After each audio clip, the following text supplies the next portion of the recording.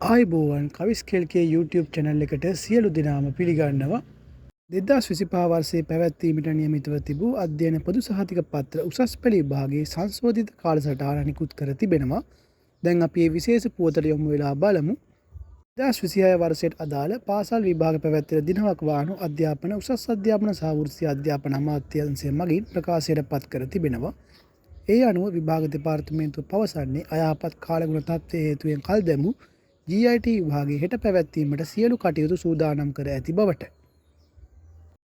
එමෙන්ම 2025 උසස් පෙළ විභාගයේ ඉතිරි විෂයන් සඳහා වන පරීක්ෂණ ලබන සඳුදා සිට නැවත ආරම්භ වන බව දෙපාර්තමේන්තුව නිවේදනය කරන අතර ඒ සම්බන්ධයෙන් කාලසටහනද නිකුත් කර තිබෙනවා.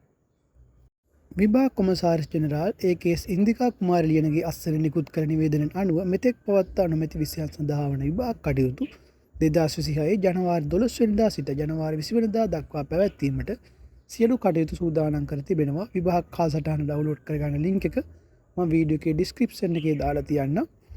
මේක තමයි විභාග කාලසටහන. ජනවාරි 12 ඉඳලා විභාගය ජනවාරි 20 වෙනිදා අඟහරුවාදා දක්වා විභාගය පැවැත්වෙනවා. මේ වගේ වැදගත් වීඩියෝ නිතරම බලන්න අපේ කවිස් කෙල්කේ YouTube channel එක subscribe කරලා එකතු වෙන්න.